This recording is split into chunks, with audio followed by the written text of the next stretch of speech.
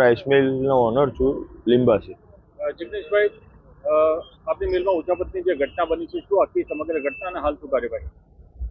મારી મિલમાં 80,25,000ની આસપાસની ઉચાપત અત્યારે જોતા બહાર આવી છે અને 3 દિવસના અથાગ પ્રયત્નોના અંતે પોલીસ દ્વારા એફઆઈઆર દર્જ કરવામાં આવી છે અને મારી એવી માગણી છે કે સાહેબ, પીએસઆઈ સાહેબ જાતે બી તપાસના અંતે જ આ એફઆઈઆર લીધી છે, તો એકદમ નિષ્પક્ષ તપાસ થાય.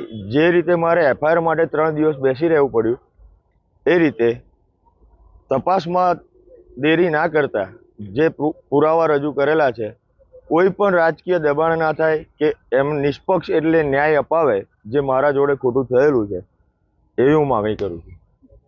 બીજું એ કે આપને આ સમગ્ર ઘટનાની જાણ કેવી રીતે થઈ, ક્યારે થઈ? આ સમગ્ર ઘટનાની જાણમાં એવું હતું કે જ્યારે અમે ઘટ એટલે કે જ્યારે રાઈસ મિલમાં ઓડિટનું એ થાય ત્યારે ઘટ પડે, તો સામાન્ય ઘટ હોય 100 ક્વિન્ટલ 50 ક્વિન્ટલની. આજે 15,000 મણ 14,000 મણ ડાંગરની ઘટ પડી એટલે ચેક કરવામાં આવ્યું. એ ચેક કરતાં જાણવા મળ્યું કે નાવ્યા ટ્રેડર્સ નામના 1 થી 24 બિલો આશિષ કુમારે ખોટા બનાવી અને જમા કરી અને એને પેમેન્ટ કરી દીધેલ છે. કોના દ્વારા આ ઉચાપત કરવામાં આવી છે અને આગળ શું કાર્યવાહી તમારા દ્વારા કરાઈ? આ ઉચાપત મેઇન આશિષ કુમાર અશોકભાઈ પટેલ અને એના બ્રધર જે ટ્રાન્સપોર્ટનું મારી મિલમાં કામ કરે છે, હિરેન કુમાર મહેન્દ્રભાઈ પટેલ, આ બંનેની મિલીભગત દ્વારા આ વસ્તુ કરવામાં આવી છે. આગળની કાર્યવાહીમાં હું પોલીસને અરજી કરું છું કે જલ્દીમાં જલ્દી એમને પકડી અને આની નિષ્પક્ષ તપાસ કરે, જેના પુરાવા અમે દરેક પુરાવા રજૂ કરી દીધેલ છે. જે મુખ્ય આરોપી છે આશિષભાઈ, એ કયા હોદ્દા હેઠળ કામ કરે છે અને કેટલા સમયથી આ સમગ્ર ઉચાપતની ઘટના તેઓ જે કરી રહ્યા છે, કેટલા સમય જૂની છે, આખી કેટલા વર્ષથી છે?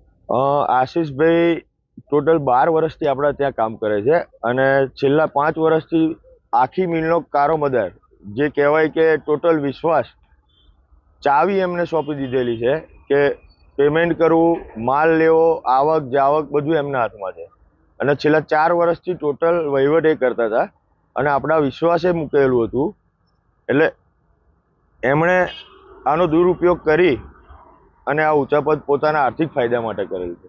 જી સાહેબ, લીંબાસી પોલીસ સ્ટેશનની હદમાં રાઈસ મિલમાં ઉચાપતની જે ઘટના સામે આવી છે, શું આખી ઘટના સમગ્ર શું છે, કેટલા રૂપિયાની ઉચાપત થઈ અને શું કાર્યવાહી?